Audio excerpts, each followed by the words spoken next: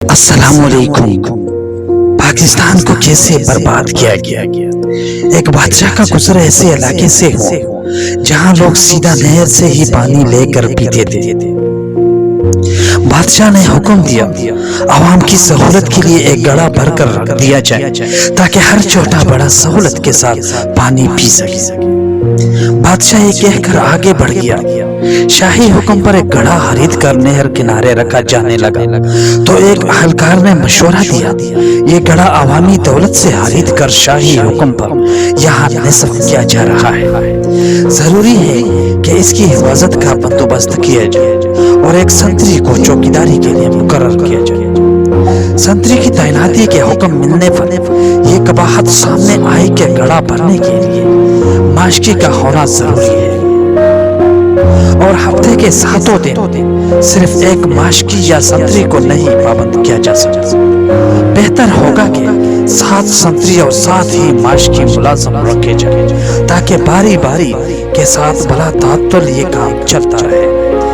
ایک اور اہلکار نے رائے دی کہ نہر سے گڑھا بھرا ہوا اٹھا کر لانا نہ تو ماشکی کا کام ہے اور نہ ہی سنتری کا۔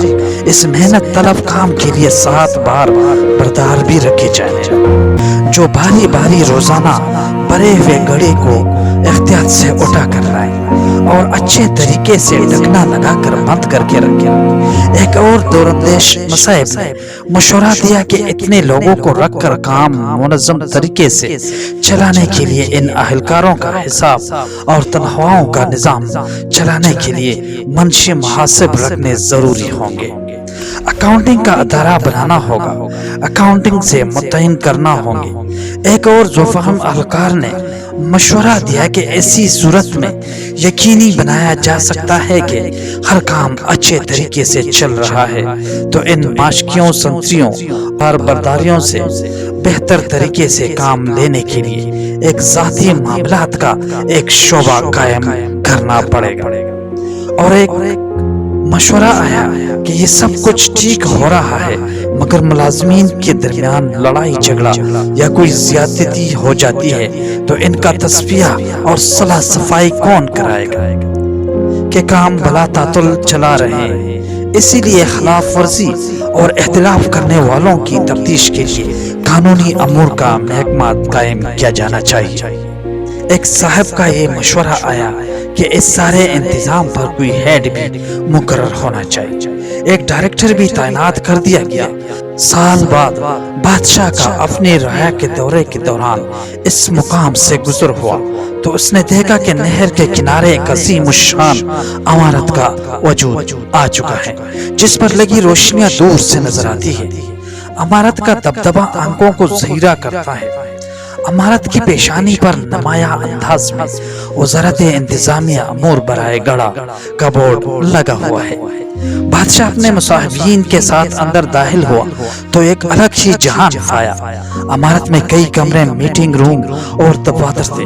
ایک بڑے سے دفتر میں آرام دہ کرسی پر ایک پروقار معزز شخص بیٹھا تھا جس کے سامنے تہتی پر اس کے القابات ڈائریکٹر جنرل برائے معاملات سرکاری گڑھا لکھا ہوا تھا۔ بادشاہ نے حیرت کے ساتھ اپنے وزیر سے اس عمارت کا سبب اور اس عجیب و غریب محکمے کے بارے میں پوچھا جس کا اس نے زندگی میں نام بھی نہیں سنا۔ وزیر نے جواب دیا، حضور یہ سب آپ ہی کے حکم پر ہوا ہے۔ آپ نے پچھلے سال عوام الناس کی فلاح اور آسانی کے لیے یہاں ایک پانی کا گڑھا نصب کرنے کا حکم دیا۔ بادشاہ حیرت کے ساتھ باہر نکل کر اس گڑھے کو دیکھنے گیا جس کو لگانے کا اس نے حکم دیا تھا۔ بادشاہ نے دیکھا کہ گڑھا خالی اور ٹوٹا ہوا ہے اور سامنے ایک بورڈ لگا ہے، گڑھے کی مرمت اور بحالی کے لیے اپنے عطیات جمع کرائیں۔ منجنب وزارت انتظامی امور برائے گڑھا۔ یہ تھی پاکستان کو برباد کرنے کی وہ کہانی جس پر عوام نے آنکھیں بند کیے رکھے ہیں۔